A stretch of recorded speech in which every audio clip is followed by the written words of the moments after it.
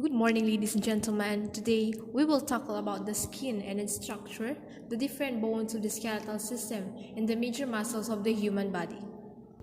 The skin is the largest organ of the human body, with a total area of about 20 square feet. It protects us from microbes in the elements. It helps us regulate body temperature and permits the sensations of touch, heat, and cold. The skin has three layers: the epidermis, the outer layer of the skin, which provides a waterproof barrier and creates our skin tone; the dermis, which beneath the epidermis contains tough connective tissue, hair follicles, and sweat glands. The deeper subcutaneous tissue, or hypodermis, is made of fat and connective tissue. The skin color is created by spherical cells called melanocytes, which produce the pigment melanin. Melanocytes are located in the epidermis. On the skin structure, the skin is divided into several layers. The epidermis is composed mainly of keratinocytes. Beneath the epidermis is the basement membrane, also known as the dermoepidermal junction. This narrow, multi-layered structure anchors the epidermis to the dermis. The layer below the dermis, the hypodermis, consists largely of fat. Number one skin structure is the epidermis, the outer layer of the skin, defined as a stratified squamous epithelium, primarily comprising keratinocytes in progressive stages of differentiation. Keratinocytes produce the protein keratin and are the major building blocks of the epidermis. As the epidermis is avascular, it is entirely dependent on the underlying dermis for nutrient delivery and waste disposal through the basement membrane. The prime function of the epidermis is to act as a physical and biological barrier to the external environment, preventing penetration by irritants and allergens.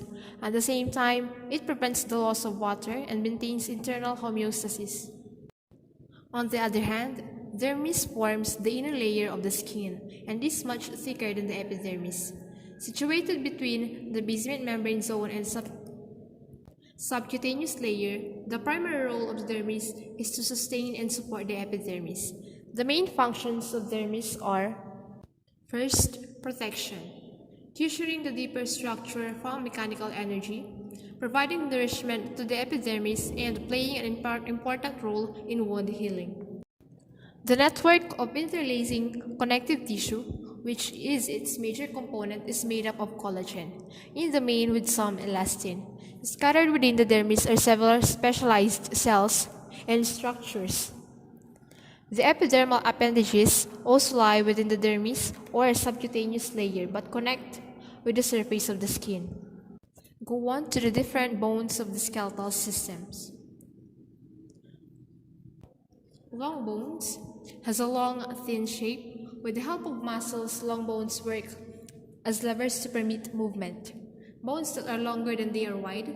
It consists of a long shaft with two bulky of extremities.